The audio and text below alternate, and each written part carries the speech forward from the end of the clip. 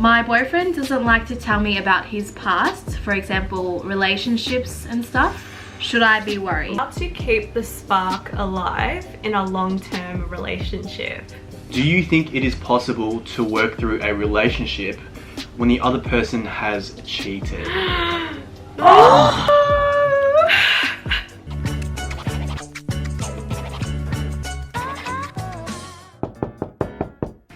Hey guys, welcome back to our house. So in today's video we are doing a relationship Q&A. So a lot of you guys submitted questions through to us via our Instagram and we're going to answer them for you today. Let us know if you like this video, but without further ado, let's get into it. First question is, how to not be awkward when talking to a girl and make the conversation flow? Oh, okay, this is interesting. Is this like a thought that guys have a lot when talking to girls? Yes. I think so, yeah, for sure. Do you guys, like, do you boys have any tips on that? Do you want to start, Phil? The conversation does become a lot more natural nowadays. Because I feel like when you are younger, you put a lot of pressure on yourself to try and say the right thing. Literally, whatever comes to my mind or whatever I'm interested in, I just talk about that. Yeah. That's honestly how it is with me. Like, as I mentioned, when I first started, like, you see all these videos on, like, how to pick up girls, all these type of things, or you should use this opener, all those type of things. If you're saying what you're generally interested in, the conversation will just naturally flow a lot better. And that's how you can actually find out if you really do like that person and they have the same interest in you. You're not just faking. Yeah, I think I agree. Like, if you guys find that you have, like, common interests with the girl, like, I feel like that's like a good starting point. And just like, honestly, like, it sounds so like cliche, but just like be yourself, because why it creates that pressure on you, and it will make you feel awkward if, you know, you're trying to be someone else or you're trying to be someone that you might think the girl will like. Too many guys that just talk about themselves like the whole conversation. That's a good My tip for like guys when you're out, like, you know, dating this girl that you like, is I usually like to throw a lot of questions, because that's like a good way to kind of put it on them as well and get them to try to open up, because you want to get the girl to open up. Yeah, because you want to get to know the girl, so you just want to tell the girl about yourself. Yeah, exactly. Yeah, everything you guys said was very valid. I think mainly like what Jen said, be yourself, because if you're being yourself and you talk about things that you're like interested in or passionate about, then you naturally like will have a lot of things to say with each other. So this question asks, how to keep the spark alive in a long-term relationship? Does anyone You're probably the best person to start off with this, Jen. Jen, take the reins on this one. I'm curious to know, like, Jen's questions. Because you're the only one that's been 6-7 years. That's real long term. I would say the first like 1 to 2 years is like kind of when you've got that honeymoon stage where you've got like cute butterflies and everything, but I feel like after that is when it kind of just like you're in it for the long run now. Like, there's no more butterflies, like you don't feel sick in the stomach when you see the person anymore. So yeah, I guess in a long-term relationship I feel like you do have to like put in that effort with your partner. Just do a cute little like dinner at home. You guys could like cook together or like have a cute movie night. Just putting in those little kind of things that kind of keep the spark going. It's a two-way street as well, so it's nice when, you know, your partner puts in the effort to do these things and they're thinking about you, but also you should be reciprocating that and, you know, doing things for your partner as well. Oh, I'm taking notes. And it doesn't mean like, you know, you have to spend a whole bunch of money to like keep the spark going. Like, it's just like little things, you know. Those are the things that really like keep the relationship going over a long period of time, in my opinion. I feel like the trap is when you both fall into that mundane routine lifestyle. And like it's work, and then it's like seeing each other, but then you start to like slip and forget to do these little things. Yeah, you kind of get like very comfortable just doing nothing. How about you guys? I have no input whatsoever. Let's say, hypothetically speaking, I have been in a long-term relationship. I would probably say, like, keep the fun in the relationship, do little things to make each other happy. And like Jen said, it doesn't have to be like huge things. little things that you can do to make each other like lives a little bit easier as well. Exactly. It's the effort counts. Yeah, definitely. Cool. Yeah, That's all good. about the effort. My question is, my boyfriend doesn't like to tell me about his past, for example, relationships and stuff. Should I be worried? Oh, this is a good question. My first reaction was like, yikes. Kind of think of Bit it. shady. Yeah, if you kind of think of it from the boyfriend's perspective, maybe he doesn't want to tell her because he doesn't want her to get hurt or like maybe feel insecure. Feel insecure or something. Yeah. I feel like he should still open up to her about it because, I mean, it's in the past anyway. Like, it shouldn't really affect your current relationship. Fairly clear that she Wants to know. kind of wants to know She about wants to the know. relationship in the past. Yeah.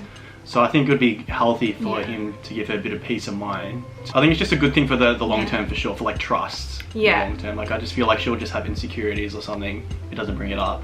Yeah. Like, I would want to know as well about like people's past relationship. Like, there's not really any reason for me to need to know because the past is the past and like nothing's gonna change if I do or don't know. But it's just like the curiosity side of it. I would like to know, but like if I were to ask, I would always like kind of preface it by letting them know, like, you know, I would like to know this only if you're like comfortable telling me. Yeah. And if they're not comfortable at that point to tell me, then like I'll just leave it be.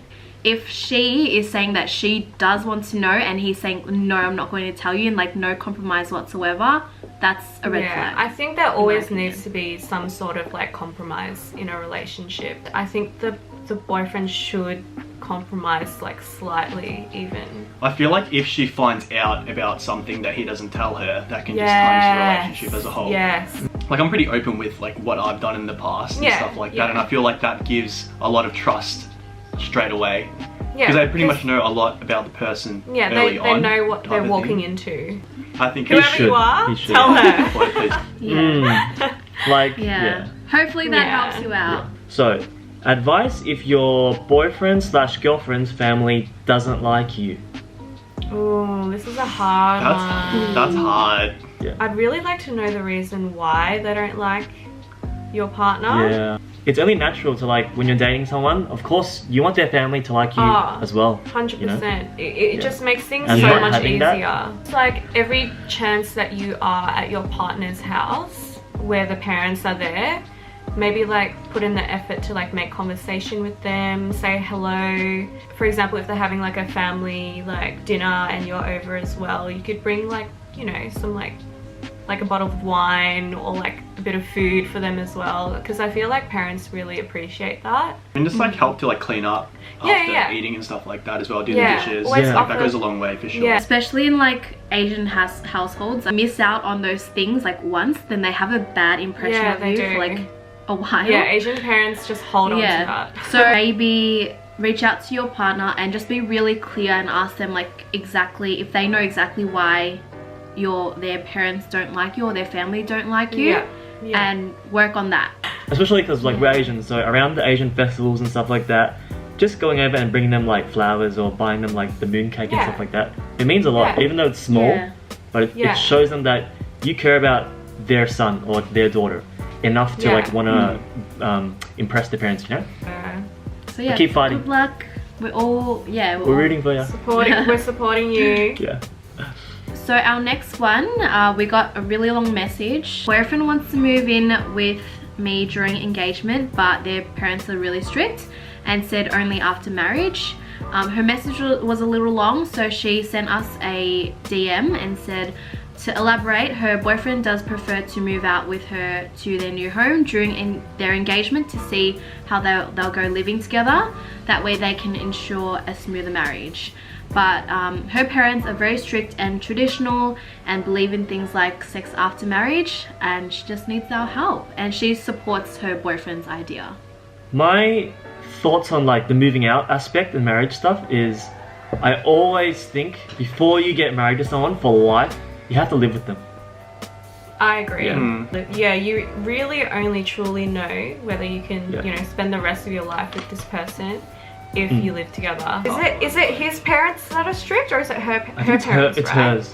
Her parents. Yeah, her parents. Yeah. I think So literally just a relationship with her parents. Yeah. She should honestly have like a sit down like talk with her parents.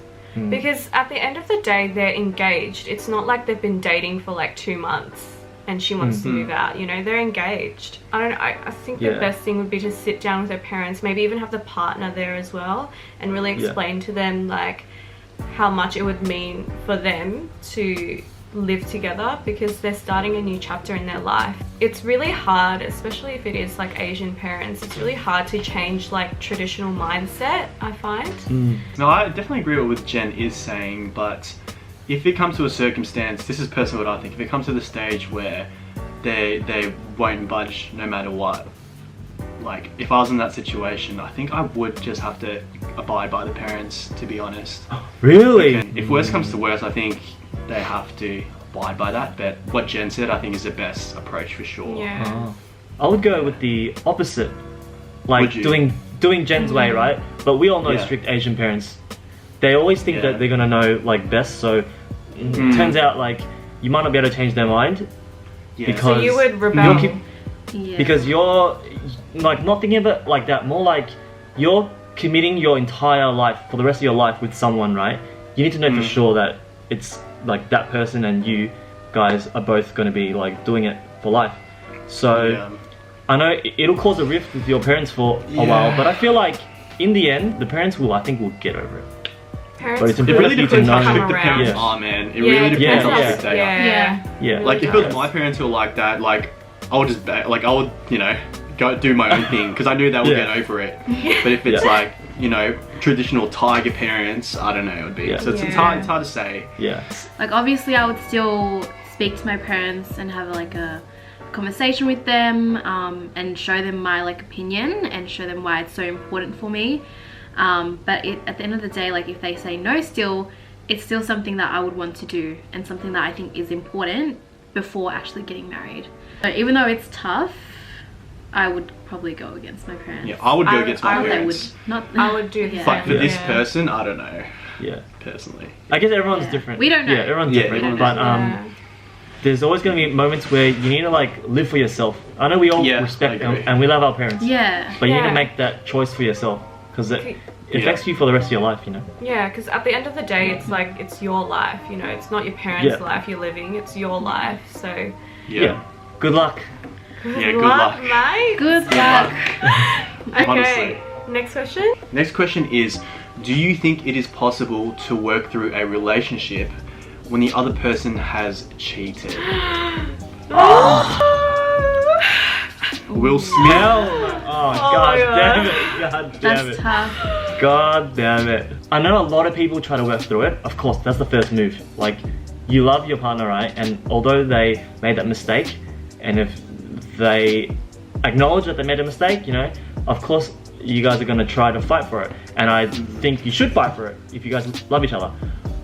But there's a realist in my head, and it always tells me like, in the end, I feel like it kind of doesn't work out. Like there's always a 1% like a trust issues that lies in your... Like you feel like it's... The trust isn't there anymore. It's always going to be there. There's like a little black mark next to your name. It's always going to be there. I actually know some people who have worked through it. Yeah, I think I do as well. Really? Wow. Myself, I definitely would not be able to even like face my partner if they ever cheated on me. Because I know I'd be better off with someone else, and that's just severe like breaking of our trust in the relationships. I do know that some couples do work through it though, so I guess it really depends on how, like, I guess whether you can see the relationship working after. But yeah, I feel like it does, or it would haunt the person. It'll always just be like at the back of your head. I know I say this all the time because I've never been in a relationship, so I don't really know. Like maybe if I did get cheated on, I would love them so much to the point where I did want to work through it. But right now, if I were to ever get cheated on, my opinion is that that's it. Like we're done. Yeah. I always tell people pretty early on that cheating is a deal breaker for me. So if they were ever to down the line cheat, they should expect to know that I'm just gonna cut them off. Yep.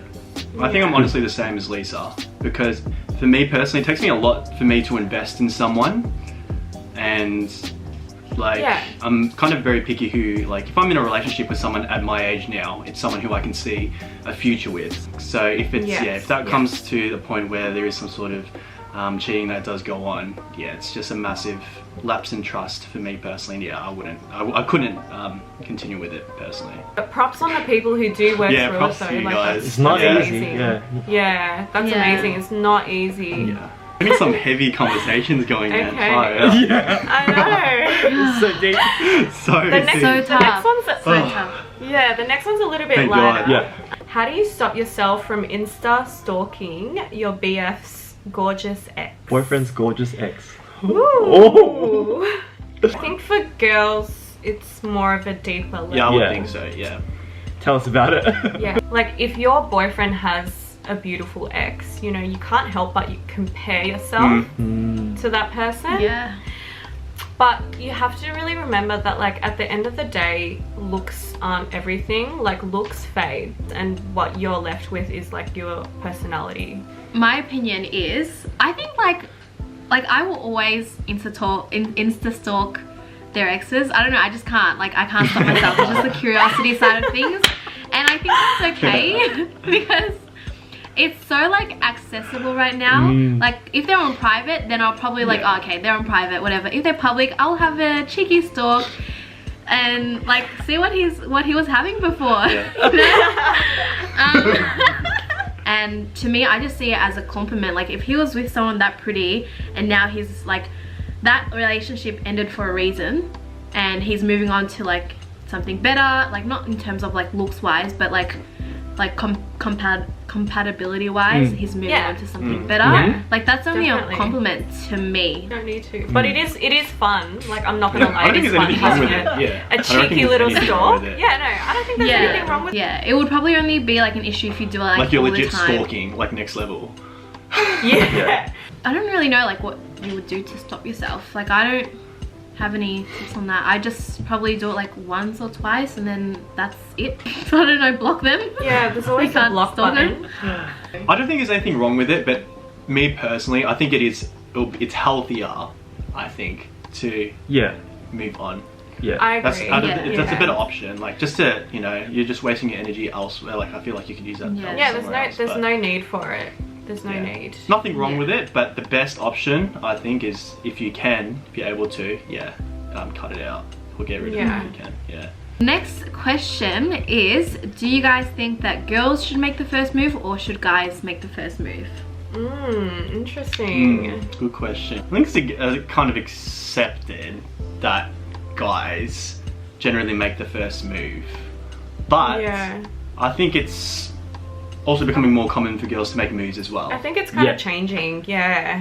Like girls will go for what they want these days. Like I see like boss ass girls out there just like, you know, going for it, and I find that so cool. It's so cool. If you're a guy and you get approached by a chick, it's like a good feeling, man. It's a good feeling? Because it's not, because it's not a common thing, you know what I mean? Yeah, it's not. A compliment for a guy goes a long way. Even if they're not directly interested in the girl, it just makes the guy feel a lot better for sure, I would say. Because a lot of guys aren't used to being approached and stuff, so I think it's, they'd probably be like, what's happening? Like, what's going on right now?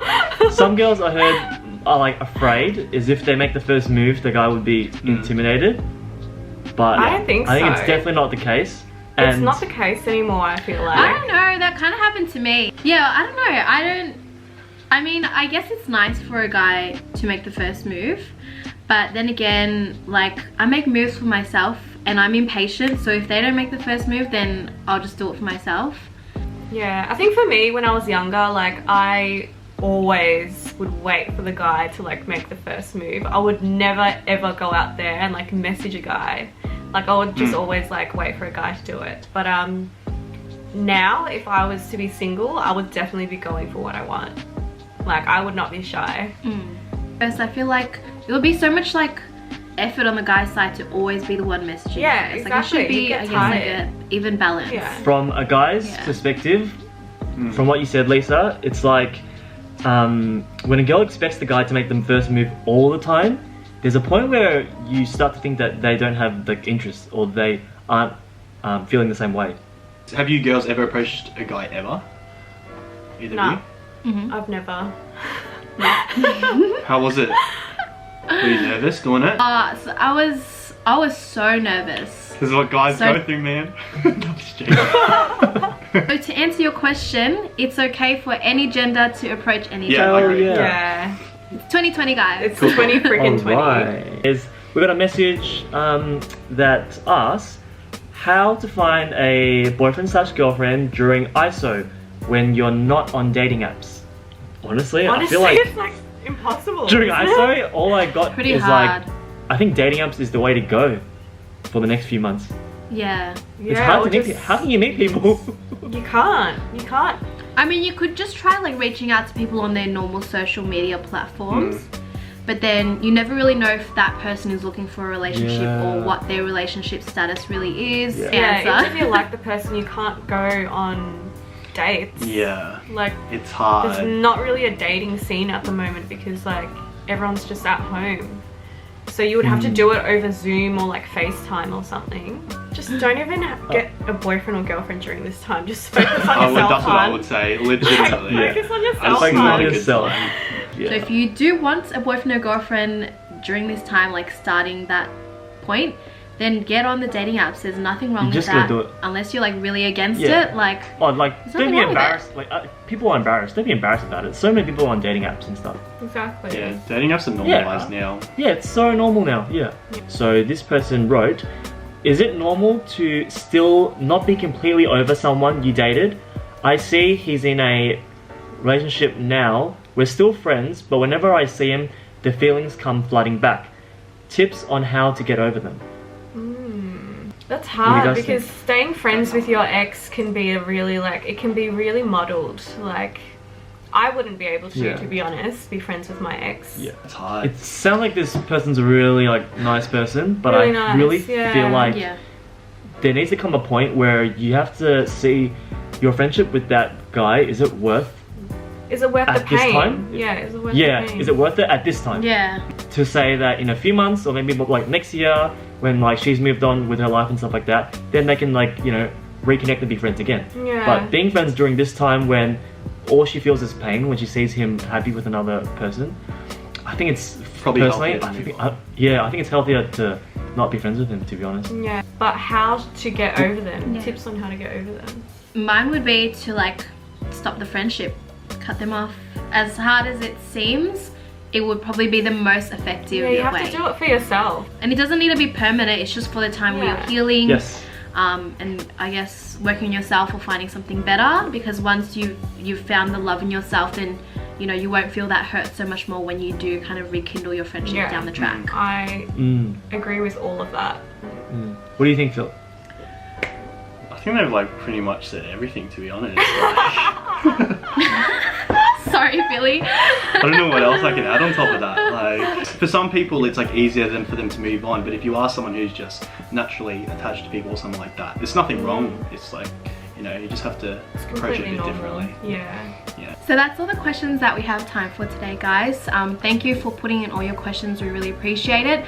Sorry if we didn't get around to yours. We did get a whole lot, so we are planning to make another video on this, maybe a whole series. Let us know if you guys would be interested in that. Yes, let us know. Yep.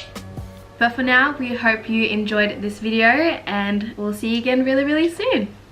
Bye. Bye.